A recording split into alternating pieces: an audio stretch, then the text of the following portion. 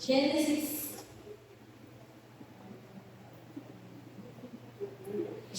capítulo 3, versículo de número 8, 9 e o versículo 10. E ouviram a voz do Senhor Deus, que passeava no jardim pela viração do dia. E esconderam-se Adão e a sua mulher da presença do Senhor Deus, entre as árvores do jardim. E chamou o Senhor Deus a Adão e disse: onde estás? E ele disse: ouvi a tua voz soar no jardim e temi, porque estava nu e escondido. Amém? Amém. Amém. Glória a Deus. Queridos, gostaria já de agradecer ao Senhor por essa oportunidade, agradecer ao pastor Diogo, a sua esposa, por essa oportunidade de estar aqui. É uma grande satisfação para a gente saber e conhecer mais um pedacinho da Igreja de Cristo, dos filhos de Deus, daquele povo, quando chegar naquele grande dia, vai estar todo mundo assim, coladinho, lá no céu, todo mundo junto adorando ao Senhor e declarando que o Senhor é santo. Tudo que nós fazemos, todo mundo racional que nós oferecemos ao Senhor, esses louvores, tudo isso é só um ensaio, porque lá no céu vai ser de eternidade, eternidade. Vamos estar declarando que é santo, santo, santo. Nós não vamos nos cansar. É em pé, é em todo momento nós vamos estar declarando que o Senhor, que o nosso Deus é santo, poderoso e Ele é digno de toda a glória, de todo louvor. Então, tudo que nós fazemos é gratificante. Sairmos da nossa casa para estar aqui é um privilégio e conhecer vocês melhores ainda.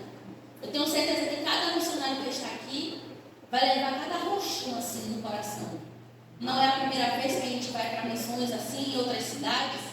E é muito bom quando a gente conhece pessoas diferentes, cultura diferente, sabe, cada um com o seu jeitinho de falar, com o seu sotaquezinho, né? Cada um puxando R, às vezes não puxa o R, puxa outra letra, e assim a gente vai conhecendo o corpo de Cristo, conhecendo a igreja do Senhor e se unindo cada vez mais em comunhão com Deus. Então, meu coração se enche de alegria, viu? De ver cada um de vocês, de conhecer cada um de vocês, esses visitantes. É muito bom quando a gente fala do amor de Jesus para alguém, e aí quando a gente chega de noite assim e vê assim um sorriso lindo, como aquela menina ali, aquele sorriso florido, aleluia, vem assim para a igreja, a gente fica assim, valeu a pena, calor, sol quente, quando a gente vê que alguém que a gente visitou, que a gente falou de Jesus, chegou aqui na casa do Senhor. Muito obrigada por estarem aqui, viu? Jesus ama vocês. Amém? Amém. Queridos, vamos para a palavra? A palavra é bem conhecida, né? Fala acerca do início de tudo. Quando o Senhor criou Adão e Eva, né? Quando o Senhor primeiro criou os céus, separou os céus, criou a terra, e aí fez aquela criação muito bonita, que todo mundo conhece, vou resumir. E aí o Senhor criou os animais, as árvores, os animais, os pássaros, criou tudo muito perfeito, muito lindo. A Bíblia do Senhor vai dizer que depois de tudo isso, de criar tudo isso, Ele vai criar quem? Adão. Vai criar quem? Vai ter momentos que eu vou pedir para você repetir, porque eu entendo que quando a gente repete, a gente memoriza, né? Fica mais fácil para a gente não esquecer. Então o Senhor criou quem? Depois de ter criado tudo, Ele criou quem? Adão e Eva. Ele criou Adão e Eva. E a Bíblia do Senhor fala que o Senhor só deu 2 ordens para Adão. Depois dele ter criado Adão, e ele viu que Adão estava sozinho, ele decidiu criar uma mulher, uma companheira para estar do lado de Adão. E a Bíblia diz que quando ele cria essa mulher para caminhar juntos, ele diz: olha, vocês vão governar sobre todos os animais do campo, vocês vão governar sobre todos os peixes, tudo aquilo que está no oceano, vocês vão governar. Vocês vão governar sobre todas as aves dos céus.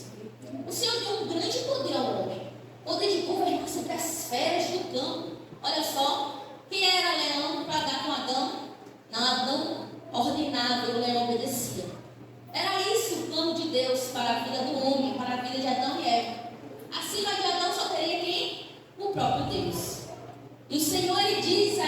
que ele seria, Adão e Eva seria imagem e semelhança? E comente. Então, quando Deus criou, ele pensou muito no plano perfeito para Adão e Eva. E ele deu duas ordens para Adão. Diante de tudo aquilo, de toda aquela grandeza, de toda aquela beleza, ele deu duas ordens para Adão. Olha, Adão, olha, Eva, vocês podem comer de tudo, vocês podem desfrutar de tudo isso aqui. Mas eu quero dizer a vocês, por favor, não comam da árvore do bem e do mal, e nem da árvore da vida. Só foi duas pequenas ordens, porque tinha tantas coisas legais para eles desfrutarem, né? Imagine ter todas as frutas para degustar, para comer, sabe? Viver em paz, sem sentir dor, sem sentir nada, sabe? Não vivia como a gente vive hoje, com tantos problemas. Eles viviam bem, eles viviam no jardim do Éden, era o plano perfeito de Deus. E aí, o Senhor deu essas duas ordenanças a ele: não coma das duas árvores que estavam ali no jardim do Éden. E a Bíblia do Senhor fala que um belo dia, Satanás, ele usa a boca de uma serpente, e aí aquela serpente engana a Eva. E a Bíblia do Senhor fala que Eva vai e come da fruta, né? Come daquela fruta. E a partir do momento que Eva come da fruta, o seu marido, Adão, come da fruta também.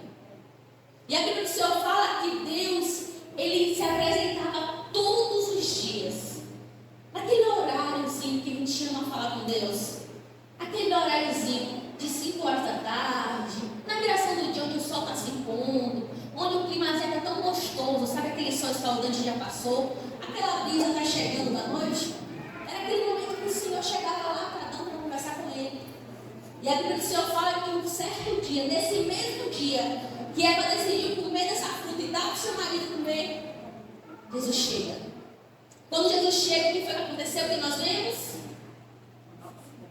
Eva e Adão e Eva, eles se esconderam.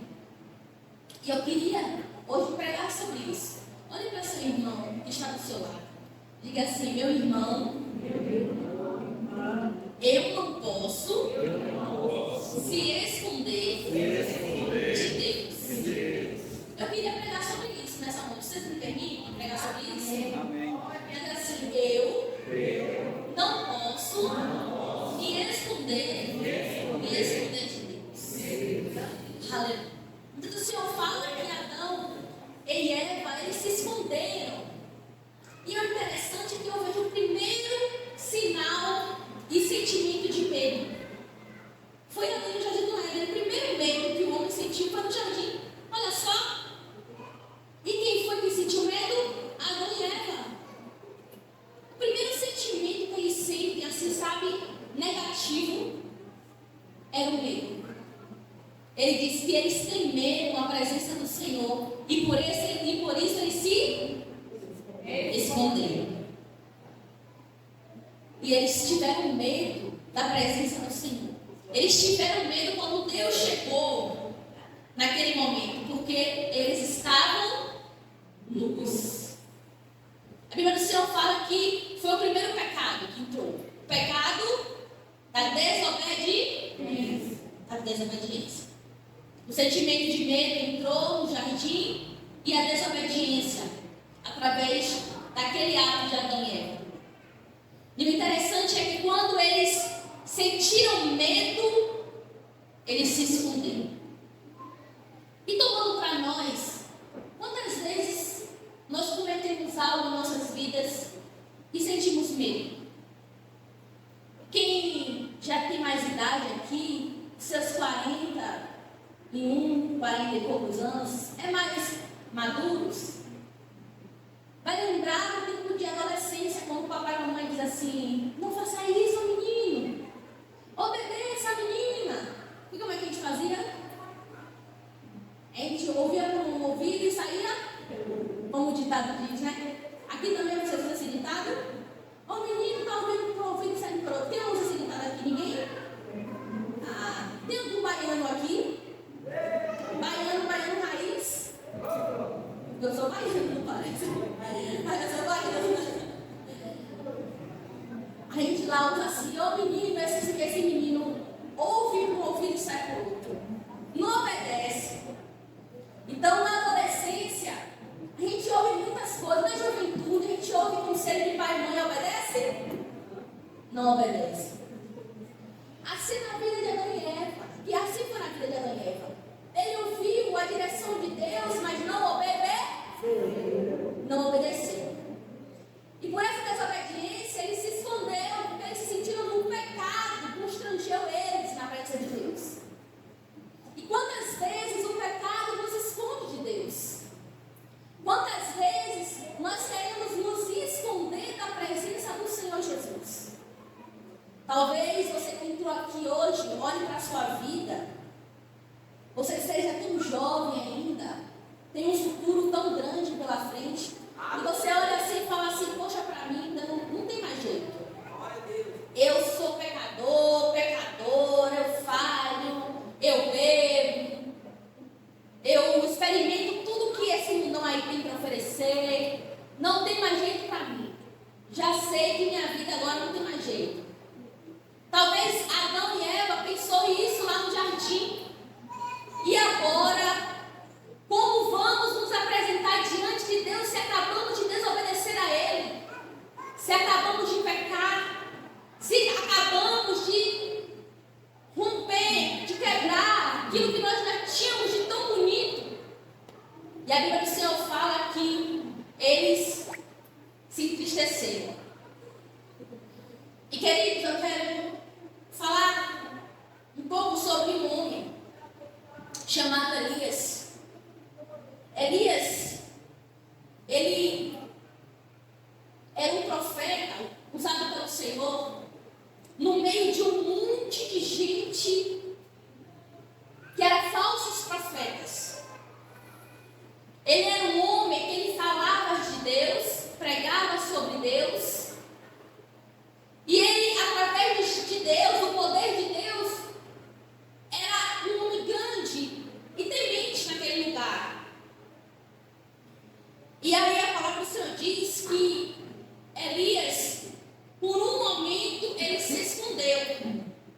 Mas diga assim, Elias não se escondeu de Deus. Mas Elias teve medo. A Bíblia diz que Jezabel, que era a mulher do rei Acabe, ela tinha ódio, teve ódio de Elias. E a Bíblia do Senhor fala que Elias ele se esconde porque ele teve medo da morte.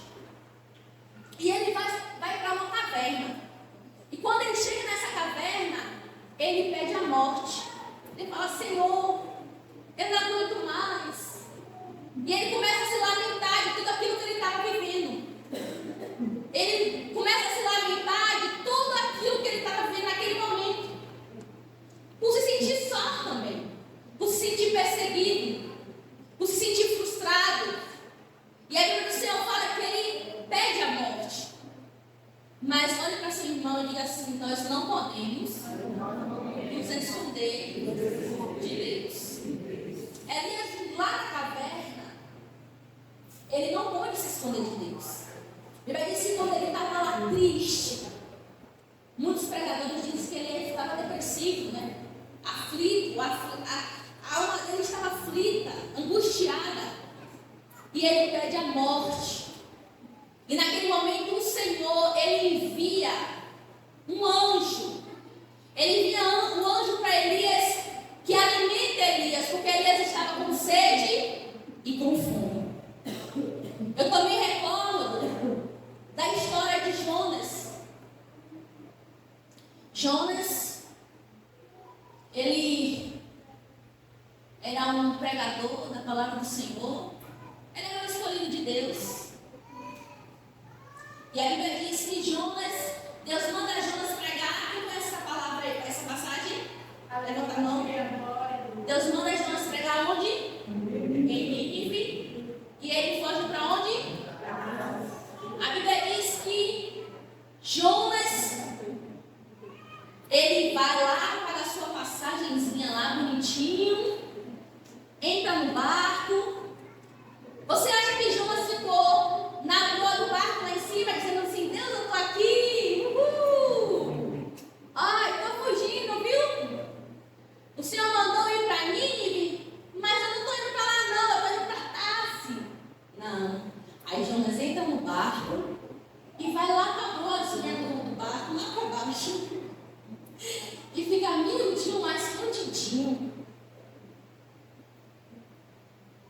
Jonas não conseguiu se esconder de Deus.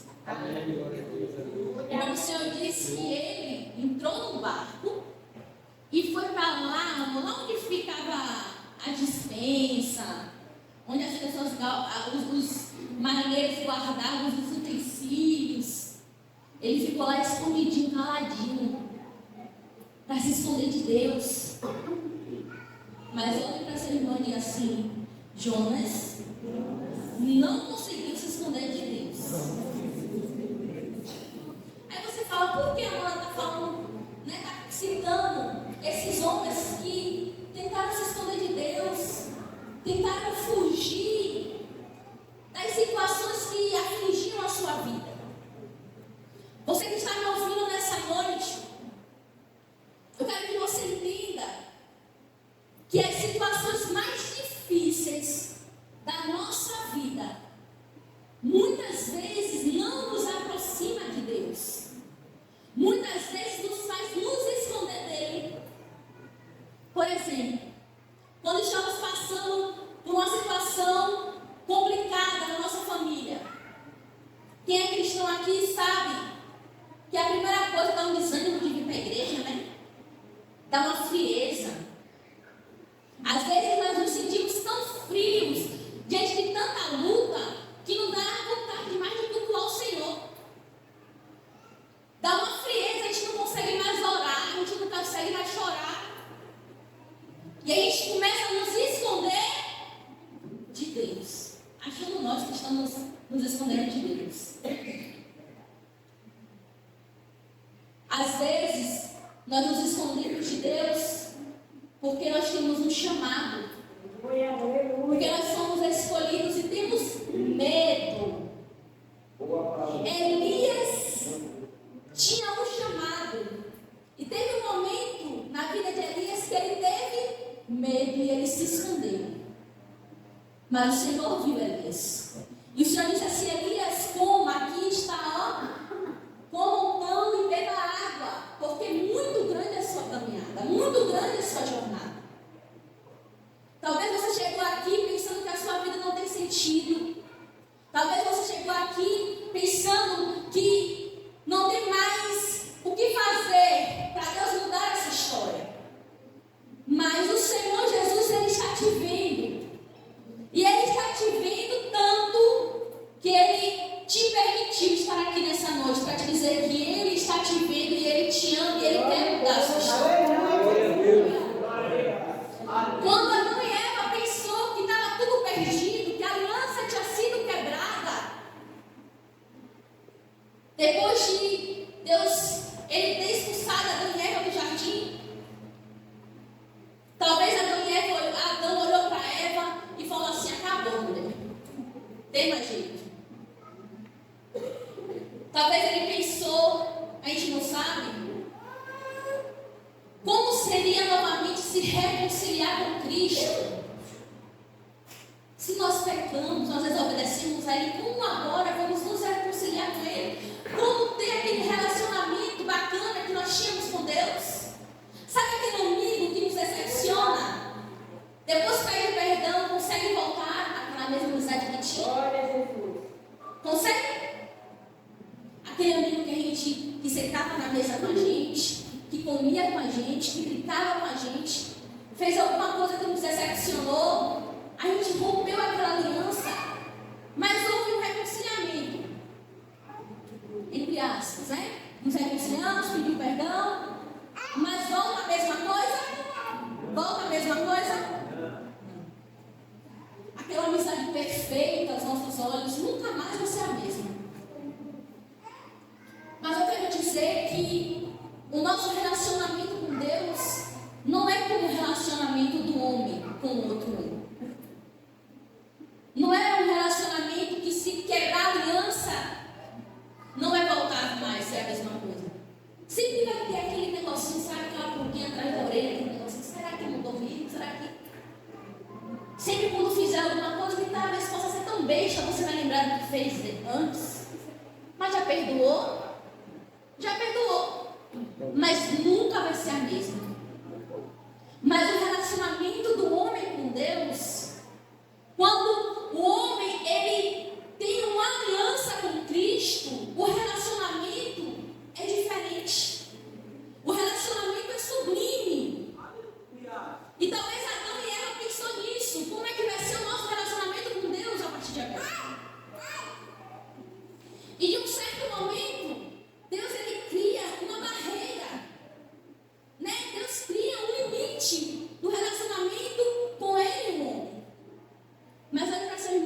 assim através de Jesus. Fomos reconciliados. Fomos perdoados. E fomos alcançados.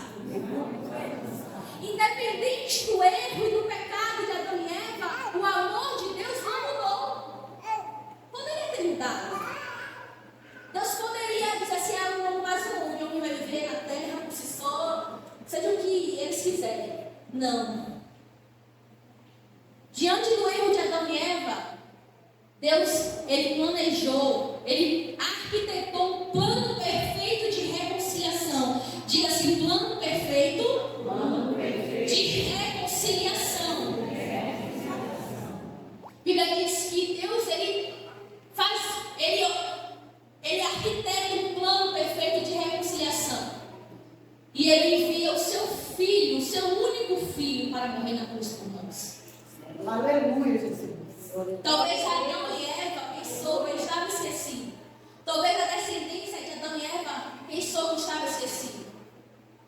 Mas o Senhor, mas o nosso Deus, ele foi misericordioso. E a Bíblia do Senhor diz que Deus, ele envia Jesus, o Filho dele, o plano perfeito, para que pudéssemos ser reconciliados. Vocês fazem ideia do que é isso? Talvez a gente olha para o nosso pecado e diz assim: não tem mais jeito para mim. Eu vejo que Deus quer restaurar corações aqui machucados. Eu vejo que Deus quer restaurar corações feridos.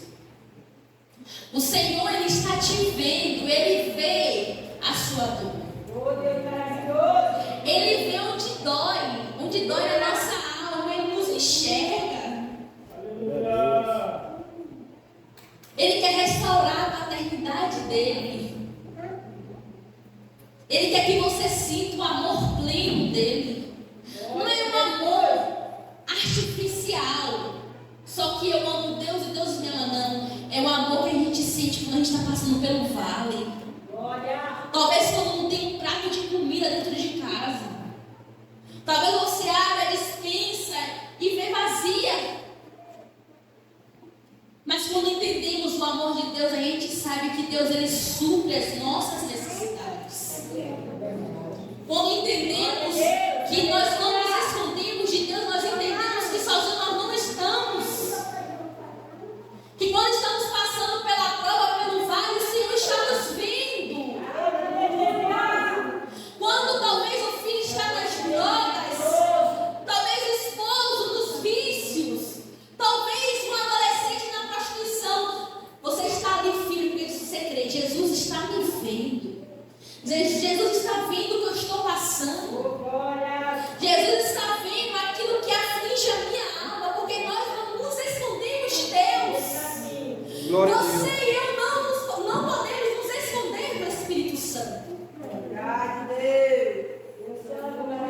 Ele está nos vendo. Ele te vê, ele me vê. E ele tem cura para a nossa alma. Pode se colocar de pé? Vamos nos colocar de pé? Ele tem cura para a tua alma. Coloca a mão sobre o teu coração. Ele tem cura para a tua alma.